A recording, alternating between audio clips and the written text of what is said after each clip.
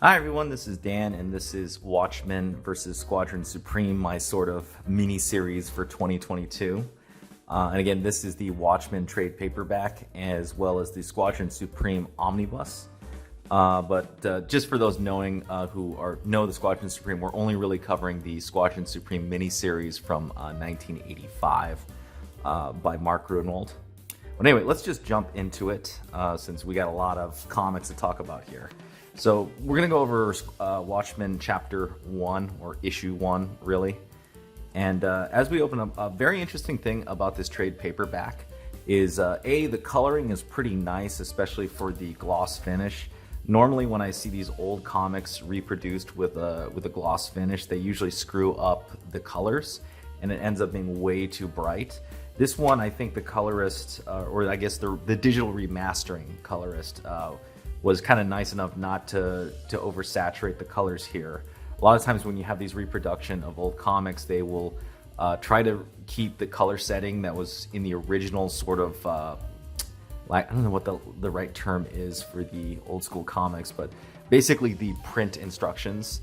And old comics typically had much higher color settings, because when it went to the newsprint, the paper itself would very much mute the colors. So you often see these kind of screw-ups, especially in the Marvel reproductions, where the colors are like insanely bright.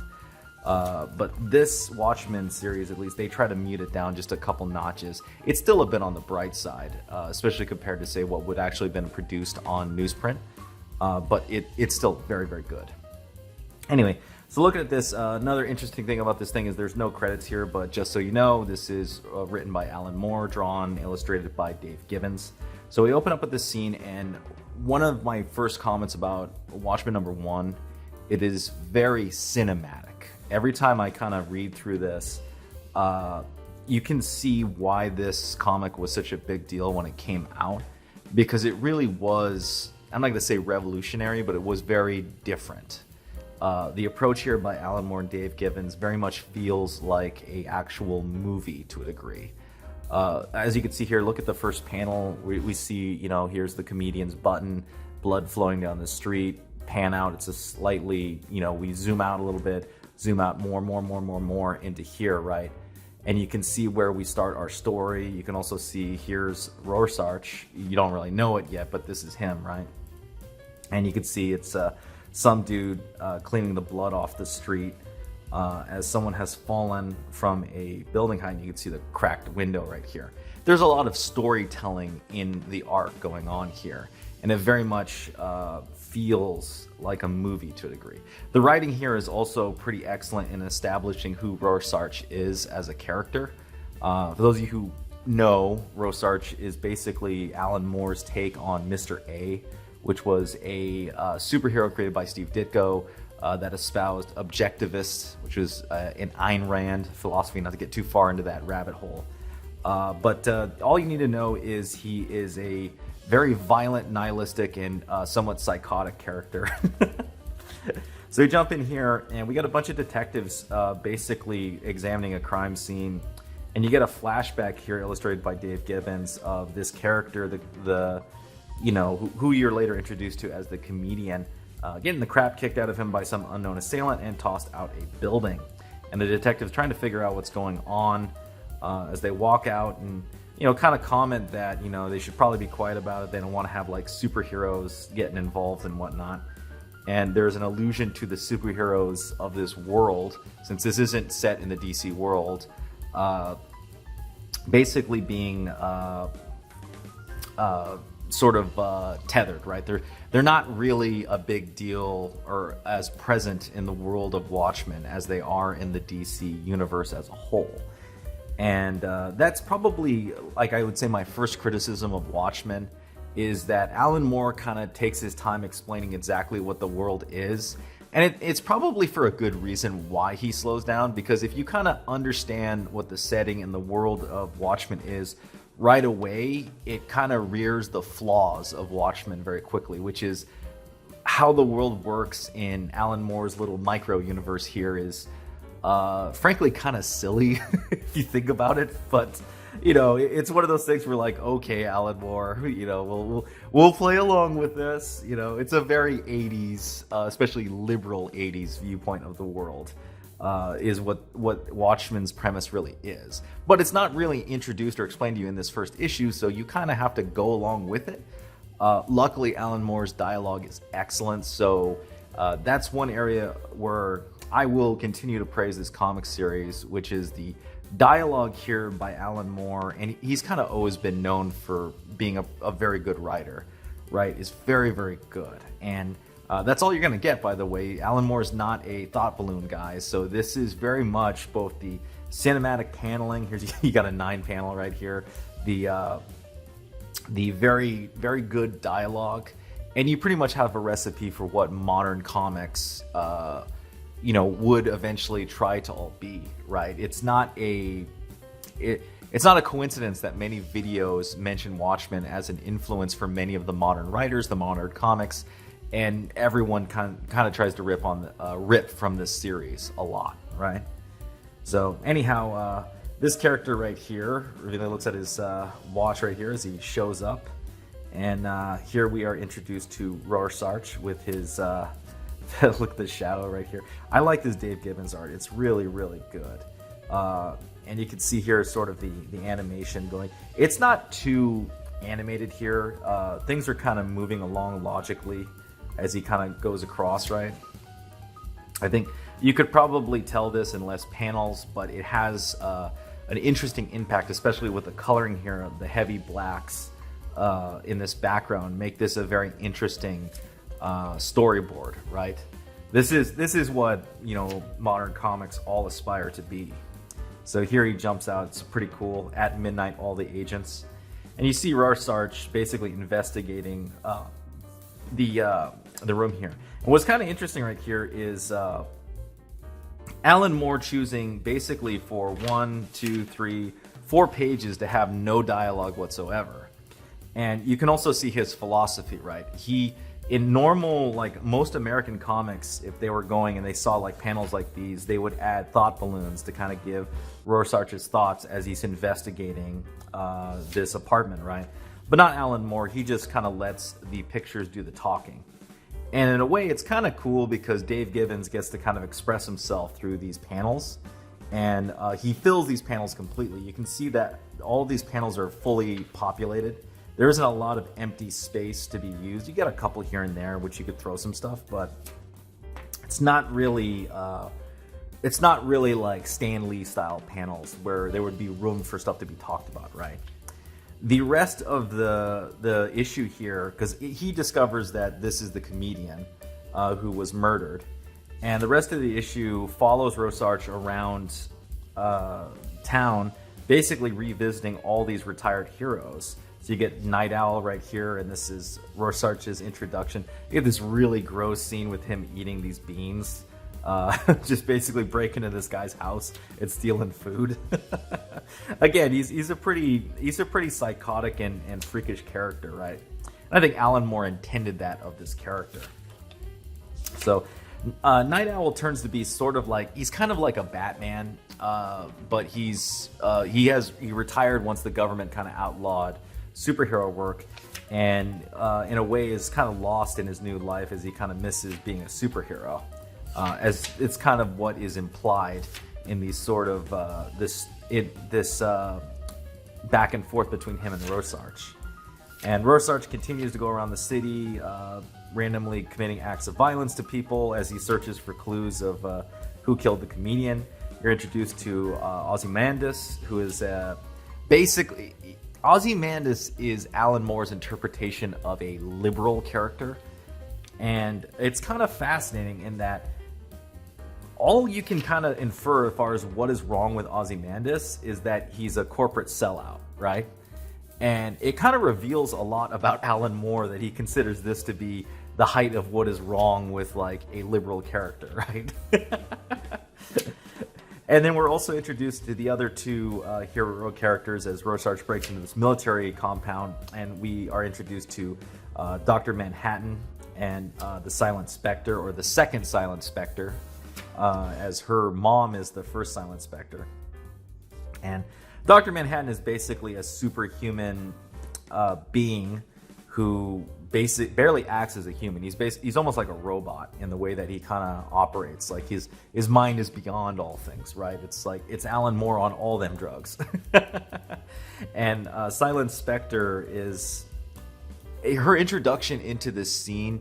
She comes across as like very bitchy, I'd have to say, even though she's justified in her annoyance and anger at Rorschach, the character. But she later ends up having dinner with Night Owl.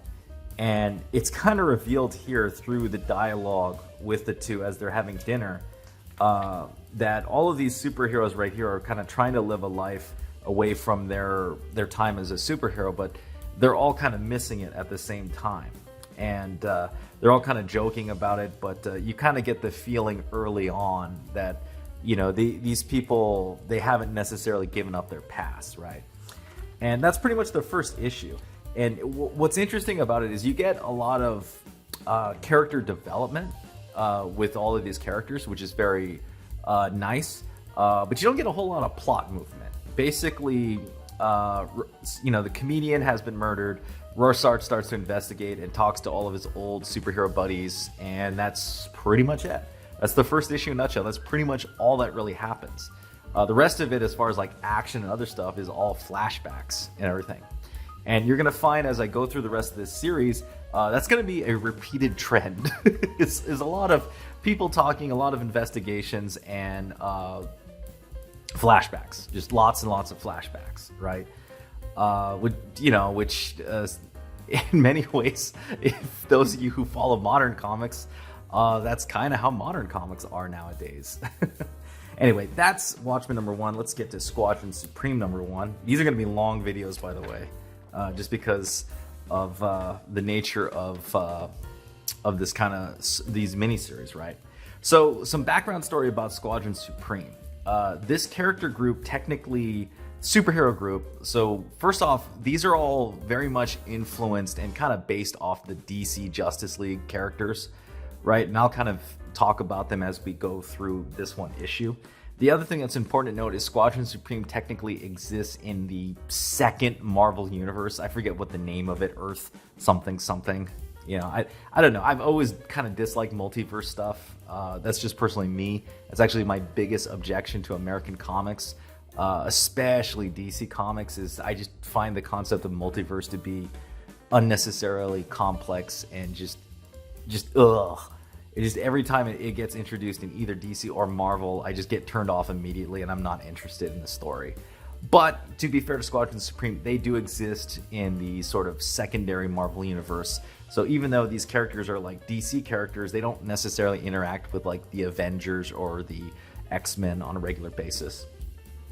But anyway, let's just jump into this. So you get a classic Marvel splash page. So again, this is written by Mark Gruenwald. This is penciled by Bob Hall. Ralph Macchio was the editor-in-chief Jim Shooter. So we get a nice splash page right here, and this is Hyperion. Hyperion is basically the Superman ripoff of this world, and he's trying to stop a satellite that's re-entering the Earth, and you get classic text box. There you go, immediately a thought balloon. Right away, you know this is 1980s Marvel. This is not written. This is not written by any modern writer, right? So we go into it, and he, tries to fight mightily to save this satellite, which was basically their home base. It's kind of like the base of the Justice League in a way, right out in space. And he ends up crash landing into the ocean, where Amphibian, Dr. Spectrum, and Whizzer, who, by the way, Amphibian is basically the Aquaman, Dr. Spectrum is the Green Lantern, and Whizzer is the Flash of this, DC ripoff team right here. And, well, I should say not a ripoff team, but more of a DC tribute team, right? And they work together to basically pick this satellite up and salvage it, which was their home base, right? And then what's kind of interesting about this series is you're kind of following the heroes as they're doing heroic things. And in typical Marvel, especially 1980s Marvel fashion, you get basically a reintroduction to what is going on in the world, the sort of reader catch-up, right? Whereas in Watchmen, the setting is purposefully left out mostly, and you have to keep reading to kind of understand what the heck is going on with the setting. And Alan Moore is really just using the strength of his characters and the strength of Dave Gibbons' art to try to attract you to keep reading it. In this instance, it's a totally different philosophy in Squadron Supreme. The concept in Squadron Supreme is they immediately have action, and they immediately have the heroes doing hero things, and you're very quickly explained what is going on in the world and what these people are and what the conflict is. And it is definitely, I would say, formulaic, right? And that's kind of what 1980s Marvel was all about. And it's certainly not as nuanced and, from a writing perspective, it's not as skillful as what Alan Moore did in Watchmen. But what it is for a reader, it is much easier to kind of understand what is going on in Squadron Supreme, despite the fact that these are basically characters in an alternate universe, not in the Marvel universe, even though this is a Marvel comic. So we jump in, and here's the second part of the Squadron Supreme. So this is Power Princess, who is basically a Wonder Woman ripoff, Nuke, who is a Firestorm ripoff, and Arcana, which is a Zatanna ripoff, and Hawk, who is a Hawkman ripoff, right? And they are run into these, American citizens basically robbing a food truck. And when they go down to stop it, they find out that the world is so in such chaos right now that these people are basically starving. So they end up deciding to let them go, and then they're accosted by the U.S. military, who attacks them, right? And they kind of get into a tussle with them and end up having to run away. You get a third team of the Squadron Supreme, and this is Golden Archer and Lark, which is basically Green Arrow and Black Canary. You have Nighthawk, who is Batman, and Tom Thumb, who I'm trying to remember the character he's based off of. He's based off like Adam and whatnot. Anyway, you can see how this team literally is a tribute ripoff of DC's Justice League in a way, right? And because of that, Marvel often not could kind of make their own sort of DC-style stories with Squadron Supreme, even though they were fairly a very, very niche group. Not a lot of people knew about Squadron Supreme. Not a lot of people knew about this mini-series, to be fair, right? So they end up saving everybody from a factory that's going to blow up. And again, a lot of action, a lot of stuff going on. What's kind of interesting is, like, within, several pages, look at how much action occurs, right? You got a satellite falling to Earth that they save and salvage. You got, a bunch of people robbing a food truck that they decide, to help out, and then they get attacked by the army. And then you have a factory that, is on fire, and if it blows up, basically destroys the town and everyone else, and they end up saving a bunch of people. Like, that's the first three things that happen in Squadron Supreme are heroic actions, right? And compare that to Watchmen, where it's, a lot of very, I would say, dark sort of narration by Rorschach and a lot of investigation and someone basically getting murdered, right? It's very slow, right? Whereas this is very fast. And that's why I thought this would be a very good series to run, because these two are so different in terms of their approach to storytelling and really the messaging of the story too. So, to be fair, though, to Watchmen, Squadron Supreme #1 is a double issue. This is a 40-page issue, whereas Watchmen is just a standard 24-page issue. So the rest of the squadron teams up, and then you get the classic Jim Shooter catch everybody up to what the hell's going on, which is excellent, because this means I can easily recommend Squadron Supreme to anybody, because you don't necessarily have to read the literal, tons, like 20s of issues of Avengers and Defenders to figure out who the Squadron Supreme is, because Hyperion and Nighthawk here basically explain what's going on.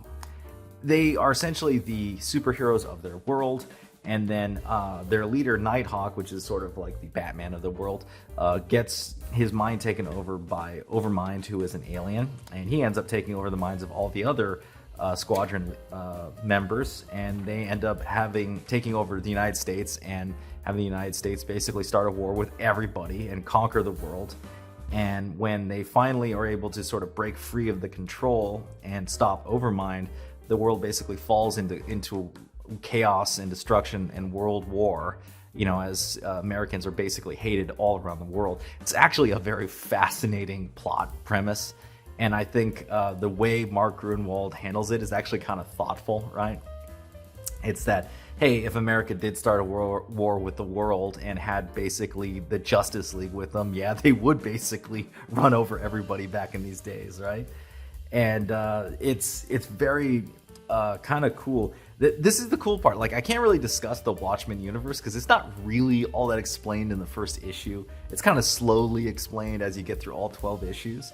But in Squadron Supreme, the world is actually explained to you in the very first issue, and it's very understood what the plot is. I kind of, like, don't get me wrong, like, the writing in Watchmen is, in my opinion, better. Like, I think Alan Moore is a better writer than Mark Gruenwald, but the concept and the plot in Squadron Supreme is really, really cool.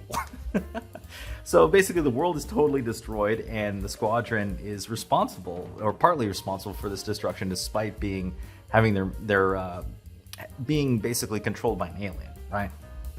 So Princess Power kind of mentions that, hey, on her island, very similar to Wonder Woman, they live in a utopia and there's no war or poverty or anything. And she kind of, laments, like, why can't humanity be like this? This gives Hyperion an idea that, hey, why don't we all band together, and instead of just fighting superheroes and, saving people from natural disasters and whatnot and regular hoodlums, let's instead become leaders of the world and basically try to solve all of humanity's problems and create basically a utopia that's led by Superman, by Ubermensch.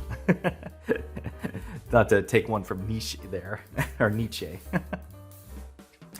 And a lot of them are kind of interested in the idea because a lot of them, they have some pretty amazing powers. They figure, why not? Why can't we go and make the world a better place? Is this like Martian Manhunter? I wonder who this character is. So, anyway, the only one that is kind of against it is Nighthawk, who is the Batman, right? And he opposes it because he asked them, like, hey, well, how can mankind have a utopia, if they haven't really fought for it or earned it? If you give them this peace without them having willingly chose it or willingly worked to earn it, right? And would you force them to accept your utopia, right? And you can see right here how the big difference between the two, right? Watchmen is essentially a mystery, driven with characters, right? And the ideas, I would say, aren't really, like, there isn't really a depth to the ideas in Watchmen. There's not a real, like, philosophical aspect to it in the first issue. Whereas the philosophy in Squadron Supreme is immediately present. There is an immediate philosophical conflict that is presented in the very first issue and becomes the basis for its miniseries, right? And so the squad basically votes, everyone votes to become, to lead the world into this utopia, except for Nighthawk and Amphibian. Amphibian being the Aquaman, who only cares about his underwater world, so what does it matter to him?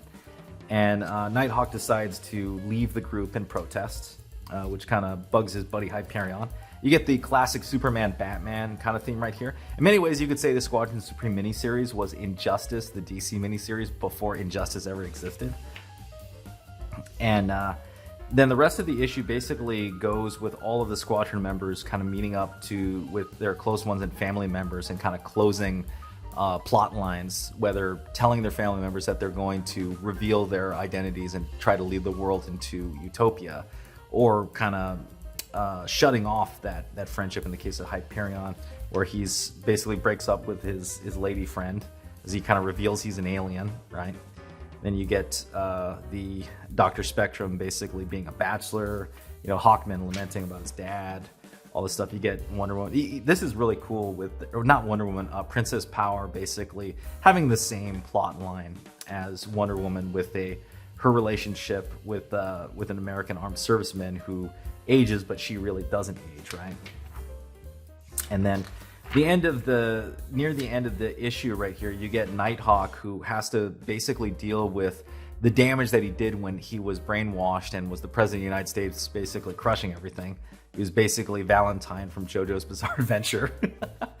And the last sort of conversation between him and Hyperion, where you see, Nighthawk's fears that Hyperion will become, a great tyrant of the people in the search of his utopia. And his him basically creating a kryptonite, or in this case argonite, bullet in order to potentially have to kill his friend Hyperion, who he fears will become a tyrant, right? And so here he has to resign as president, very Nixon-esque. And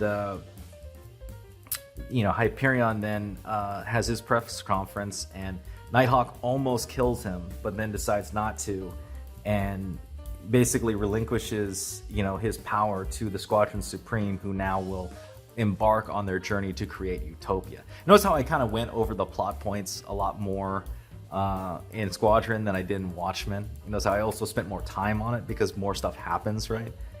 You can kind of see the difference between the two. I don't necessarily say that one is superior to the other. I think it would be kind of cool if certain aspects of the storytelling in Watchmen were present in Squadron Supreme. It'd also be cool if Watchmen moved a little faster and kind of explained its setting a little better in its first issue than was shown here in Squadron, right? But what I kind of got out of reading the first one was kind of what I thought I was going to get, which is ultimately I'm going to find Watchmen, at least in the first issue, to be a more skillful and nuanced execution of storytelling, whereas Squadron would ultimately be a more satisfying issue to read. Like Watchmen, kind of like, it's not on its own, the one issue is not satisfying. You have to literally read the whole thing, right? Whereas Squadron, the first issue is extremely satisfying and very interesting. A lot happened and the whole thing felt very complete, yet I still want to pick up the next one and keep reading and keep reading and keep reading. It didn't feel like this first issue was kind of a lead on to like, hey, here's half of a story. It felt like it was something all in of itself, and now I want to read the next conflict, the next one, the next one, the next one, right? Anyhow, so very, very fun, sort of first issue for both of these. And I feel like my prediction is I'm going to feel this way going through the series, with certain issues being better than others, right? But so far, really, really fun. Sorry for the long video, guys. It's kind of hard not to have a long video when we're talking about these two. But yeah, I dig it. I think overall, kind of my assessment, I'd say Watchmen is definitely in terms of skill, I would put Dave Gibbons and Alan Moore above Mark Gruenwald and Bob Hall. But in terms of just, again, value and structure, I definitely dig Squadron Supreme more, especially for just being overall a more fulfilling plot for the first issue. But anyhow, guys, that's the video. Let me know what you think. If you like this video, please hit the thumbs up. Subscribe if you haven't subscribed. Hit the bell for notifications. If you got any comments on Watchmen #1 and Squadron Supreme #1, leave it down below, and I will see you next time.